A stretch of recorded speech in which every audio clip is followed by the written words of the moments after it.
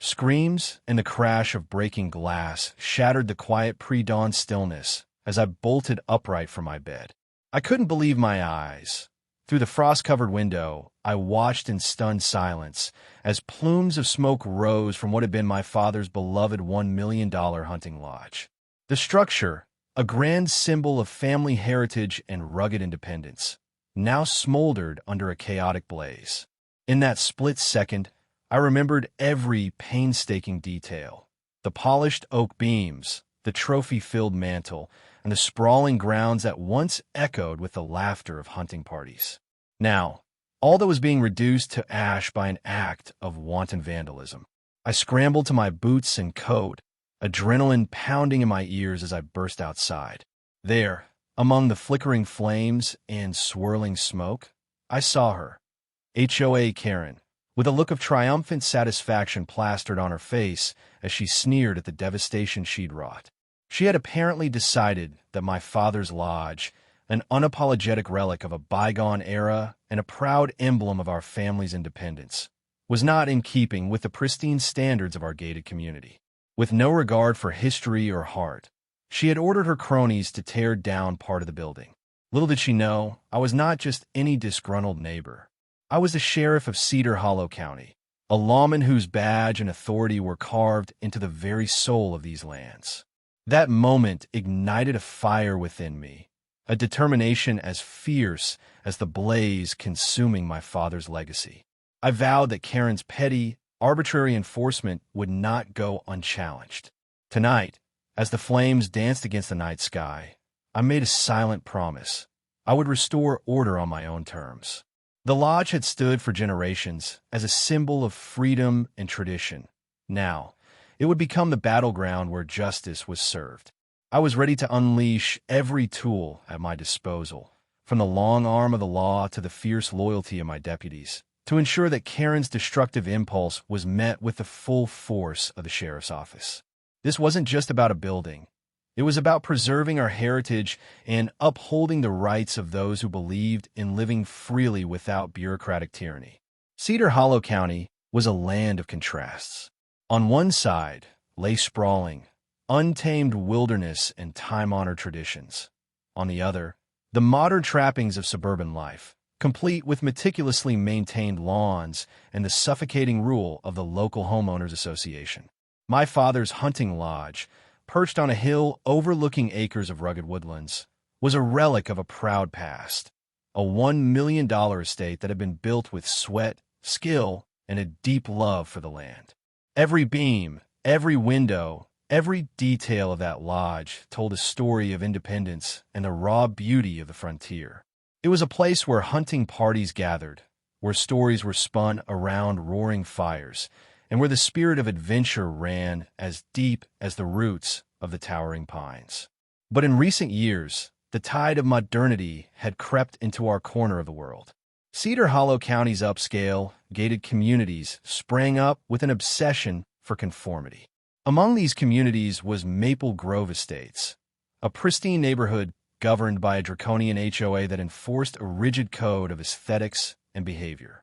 At the center of this regime was Karen Miller, infamously known as HOA Karen. In her early 50s and always impeccably dressed in tailored suits, she wielded her clipboard and smartphone like weapons.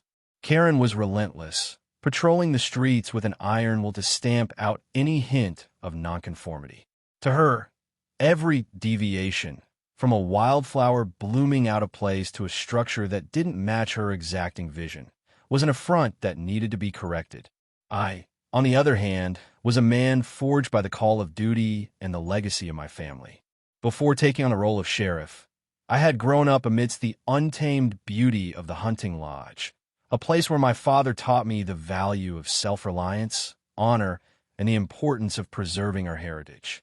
I carried those lessons with me into law enforcement, vowing to protect both the land and its people.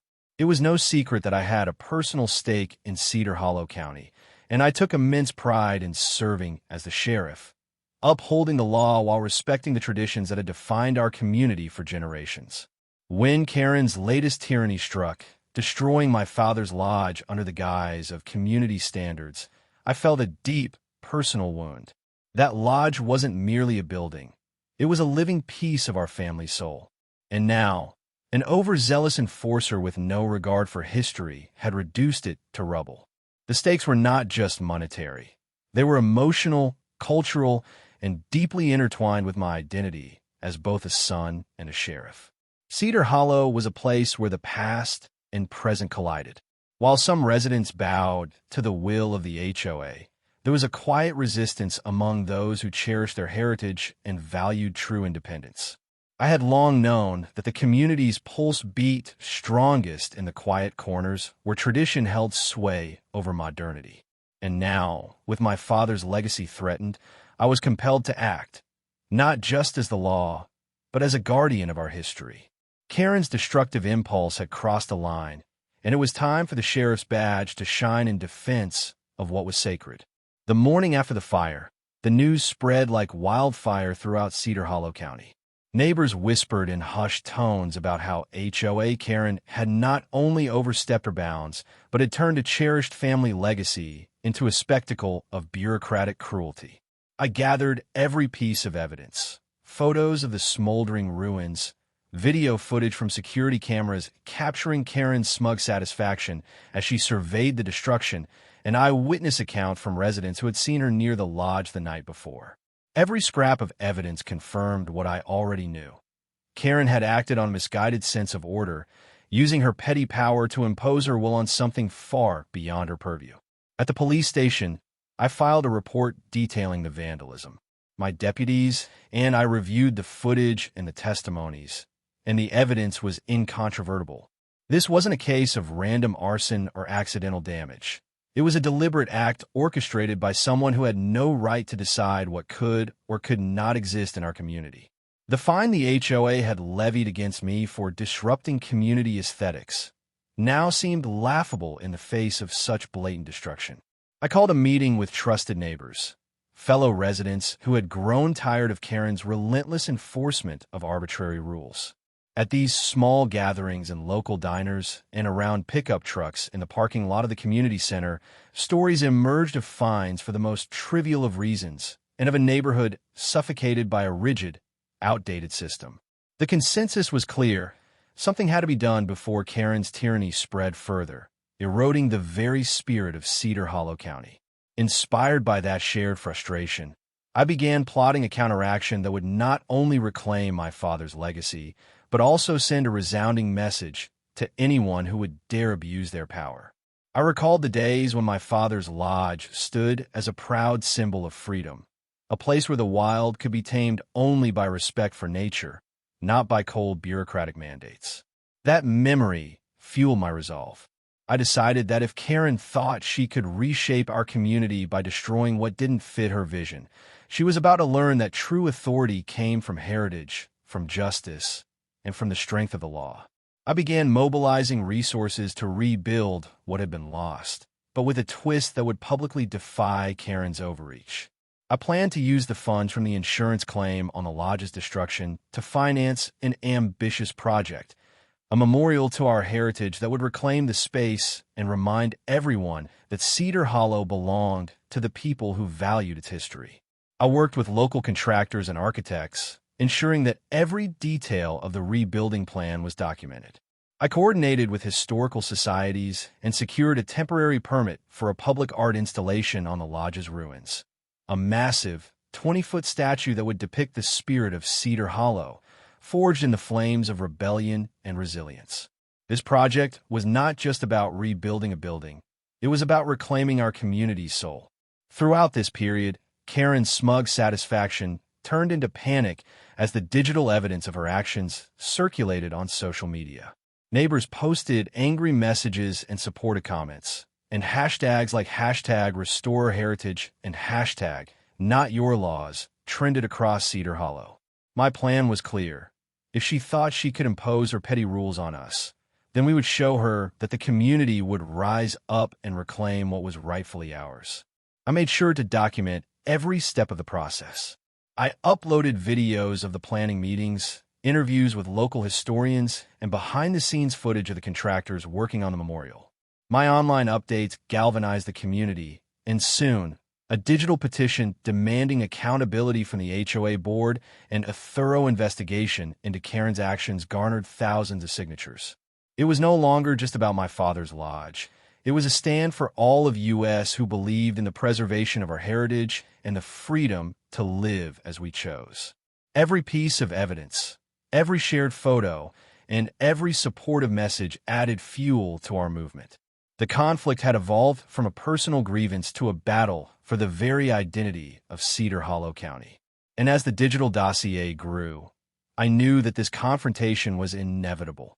A showdown between the force of an overreaching enforcer and the unyielding spirit of a community that refused to be silenced.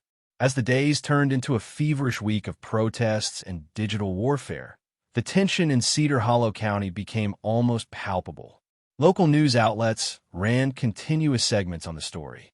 Reporters interviewed shocked residents, and expert analysts weighed in on the legal and cultural implications of an HOA enforcer destroying a $1 million historic property. The narrative rapidly shifted from a simple act of vandalism to a larger debate about the limits of bureaucratic power and the sanctity of private heritage. Online, the hashtags #RestoreHeritage, #NotYourLaws, and #CedarHollowRise resonated with hundreds of thousands of views.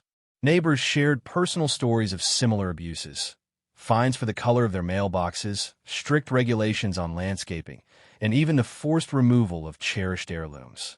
It became clear that Karen's actions were symptomatic of a larger systemic problem, one that affected every resident who dared to deviate from the rigid norms enforced by the HOA. I continued to bolster my digital campaign by posting detailed updates from the site of the lodge. I shared high-resolution photos of the smoldering ruins juxtaposed with images of the community gathering in protest. Video interviews with sympathetic neighbors painted a picture of a community that was fed up with arbitrary control and ready to fight for its identity. Every post, every hashtag, and every shared comment deepened the resolve of those who believed that Cedar Hollow was more than just a manicured facade. It was a living, breathing legacy that deserved respect. Meanwhile, the HOA board, under intense public scrutiny, called for emergency meetings to address the controversy. Leaked minutes from these meetings revealed bitter divisions among the board members. Some defended Karen's actions as necessary to maintain community order, while others argued that her behavior was a flagrant abuse of power that had now undermined the trust of the very people she was supposed to protect. One board member was quoted in a leaked email saying, "We must re-examine our enforcement policies or risk alienating our entire community." The internal conflict only added fuel to the public fire. Determined to ensure that justice was served, I began coordinating with local authorities and historical preservation groups to plan the memorial project. I knew that the memorial, a 20-foot statue designed to honor the heritage of Cedar Hollow, would serve as both a physical and symbolic rebuke to Karen's overreach. Every meeting with contractors, every discussion with local historians, and every piece of legal documentation was meticulously recorded and later shared online. The transparency of the process further galvanized support among residents, who saw it as a tangible step toward reclaiming our community's identity. Late one night, I held a virtual town hall meeting with fellow residents, streamed live to thousands of viewers across social media. In that meeting, passionate voices from across Cedar Hollow recounted their own grievances and rallied for change. Our heritage is not for sale, nor is it for destruction by a single, self-righteous enforcer, one resident declared, his voice echoing with conviction. The outpouring of support was overwhelming. Digital petitions against the HOA's outdated policies quickly surpassed the tens of thousands mark, and every shared video clip of the ongoing protests served as a reminder that our collective voice was unstoppable. Karen, for her part, found herself increasingly isolated. Her social media posts turned desperate as she tried to justify her actions. In one fraught video, she tearfully insisted that her actions were meant to preserve community values, but her words rang hollow in the face of mounting evidence and public outcry. The more she tried to defend herself, the more the digital evidence, photos, videos, and testimonies undermined her claims. Her once feared authority was crumbling under the weight of undeniable proof. As the final public hearing loomed, the air in Cedar Hollow became charged with anticipation. Residents mobilized, organizing peaceful demonstrations, holding sign-bearing rallies outside the HOA office, and flooding community forums with messages demanding accountability. The stage was set for a dramatic showdown between the oppressive forces of arbitrary rule and a community united in the belief that property rights and heritage were sacrosanct. Every moment felt like a countdown to the turning point. I could see the determination in the eyes of my neighbors and feel the electric pulse of resistance online. This was not just my battle. It was the collective fight of every resident who had ever felt stifled by unnecessary fines and invasive regulations. The digital dossier of evidence had grown into an overwhelming force, and it was clear that when the final hearing took place, the community would speak with one resounding voice. Enough is enough. The decisive moment arrived on a brisk morning in a packed boardroom at the Cedar Hollow Community Center. The room was filled with a mosaic of HOA officials, local law enforcement representatives, community leaders, and hundreds of resolute residents, all gathered for the final public hearing that would decide the future of property rights and cultural heritage in Cedar Hollow. With a calm, yet commanding presence, Councilwoman Rebecca Turner stepped up to the podium, her eyes gleaming with determination and the collective hope of a community that had been silenced for too long.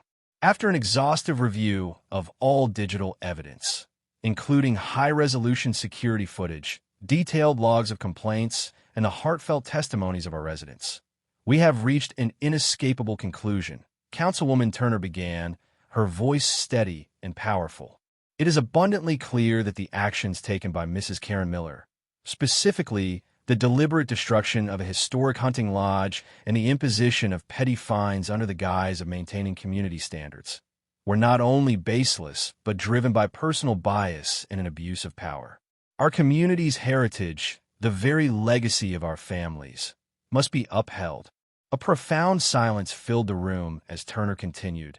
Effective immediately, the HOA board will rescind all fines and sanctions imposed as a result of these actions, and we will launch a comprehensive disciplinary review of the policies that allowed such an abuse of power to occur. Furthermore, new guidelines will be implemented to ensure that every resident's right to preserve their property and heritage is safeguarded. Today's decision is not merely about reversing a destructive act. It is a resounding declaration that Cedar Hollow will no longer tolerate arbitrary rule enforcement. Her words struck a deep chord, and murmurs of agreement rippled throughout the assembly. At that moment, a longtime community advocate, a stalwart defender of heritage and property rights, rose to speak.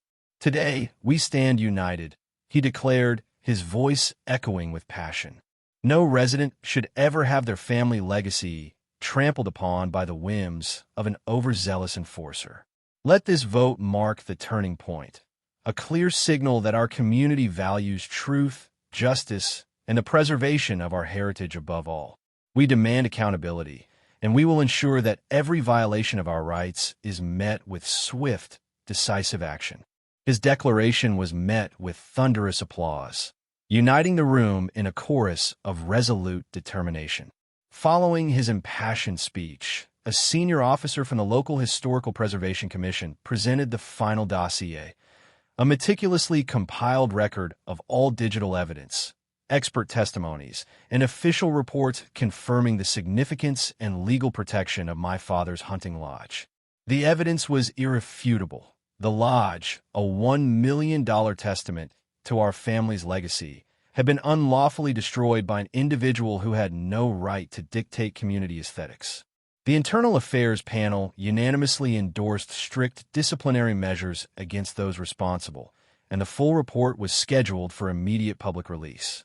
Councilwoman Turner concluded, "Let this resolution mark the dawn of a new era for Cedar Hollow, a community where the rights of every family and the sanctity of our heritage are respected, and where public authority is exercised with fairness and integrity. Our vote today is a resounding declaration that we will protect our legacies and that no one can impose their personal vendettas on our community without consequence. Together, we stand for justice, accountability, and the inalienable right to honor our past while forging a brighter future. Her final words, delivered with unwavering conviction, sealed the turning point in our struggle for property rights and cultural preservation. In that defining moment, as every face in the boardroom shone with determination and hope, the balance of power shifted irrevocably. The overwhelming digital evidence and the unified voice of the community had forced the HOA board to take decisive action, a turning point that would forever reshape the governance of Cedar Hollow. The days of petty fines and personal vendettas were over, and a future built on respect for heritage and individual rights was finally within our grasp. In the weeks that followed the historic vote, Cedar Hollow experienced a profound transformation. News of the rescinded fines and sweeping reforms enacted by the HOA board spread rapidly through local media and on social networks, igniting passionate debates about property rights, heritage preservation, and community governance. Editorials in the local newspaper, bearing headlines such as "A New Dawn for Cedar Hollow" and "Community United for Justice," celebrated the decisive actions taken to safeguard our family legacies. Hashtags like #HeritageRights, #NoMoreHOBullying, and #CedarHollowStrong trended widely, reinforcing the community's collective determination to stand up against arbitrary rule enforcement.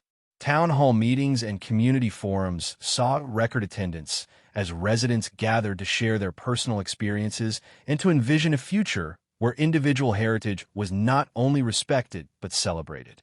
Neighbors, who had long been silenced by punitive fines and invasive inspections, now spoke with boldness about their right to preserve and honor their family histories. Our homes, our traditions, they are the heart and soul of Cedar Hollow, one impassioned resident declared at a packed meeting, his voice resonating with the collective spirit of resistance. The atmosphere was electric, a promise that our community would forever protect the legacies of its families. Within the reformed HOA board and local government, swift changes were implemented. Senior officials, led by Director James Carter and Lieutenant Marcus Reed, introduced comprehensive training programs on ethical conduct, cultural sensitivity, and the responsible management of community resources. Regular internal audits and transparent disciplinary procedures were established to ensure that every complaint was thoroughly scrutinized and that no resident would again suffer from arbitrary fines or unwarranted interference. Our duty is to honor the rights and heritage of every family in Cedar Hollow, Lieutenant Reed affirmed during a follow-up press conference, reinforcing our renewed commitment to justice and community values. Community leaders and local historical societies also mobilized to empower residents and to celebrate our shared history. Workshops, public forums, and educational campaigns were organized to raise awareness about property rights and to encourage active participation in preserving our local heritage. When we come together, our voices become the foundation upon which our future is built, a local activist proclaimed at a town hall meeting, inspiring neighbors to unite in the cause of cultural preservation. For me, the journey from confrontation to resolution was both deeply personal and transformative. My decision to stand up against HOA Karen's reckless destruction of my father's hunting lodge and to reveal my identity as the sheriff who would protect our legacy had not only reclaimed a cherished piece of family history, but had also sparked a movement that resonated throughout Cedar Hollow. Neighbors, who had long suffered under the oppressive weight of arbitrary fines and petty enforcers, found their voices and shared their own stories of resistance. The digital evidence that exposed Karen's misdeeds became a rallying cry for every resident who believed in the inalienable right to honor their heritage and to live freely. Karen Miller, once the formidable enforcer of the HOA's draconian policies, was now reduced to a cautionary tale, a stark reminder that no one is above accountability when a community stands united for justice. Her influence dwindled as digital records of her past transgressions circulated widely, underscoring the need for reform and the dangers of unchecked authority. At a final celebratory event held in the Central Park of Cedar Hollow, residents, local officials, and community advocates gathered beneath the golden glow of a setting sun. A large banner reading "Unity, Freedom, and Heritage" was unfurled between majestic oaks, and heartfelt speeches filled the air with promises of a brighter, more inclusive future. Today, we celebrate the victory of our rights and the preservation of our family legacies, Councilwoman Turner proclaimed, her voice ringing with determination. The standing ovation that followed was a powerful affirmation of our collective commitment to defend our heritage and ensure that no one can impose their personal vendettas on our community. As each new day dawned over Cedar Hollow, the legacy of that fateful confrontation endured as a beacon of transformative change. The story of how HOA Karen's callous destruction of my father's hunting lodge was met with my resolute defense, as the sheriff would protect our heritage at all costs, became a rallying cry for every resident who believed that property rights and family traditions were inviolable. Every sunrise now carried with it the promise that in Cedar Hollow, truth, justice, and the right to honor our past would forever prevail. In the end, what began as a personal battle evolved into a watershed moment for our entire community. We emerged more united, more vigilant, and more determined to safeguard our legacies against any form of bureaucratic overreach. And as the sun rose each morning over our reclaimed neighborhood, it carried with it the promise that Cedar Hollow would forever be a place where creativity, integrity, and respect for individual heritage shone as brightly as the morning light.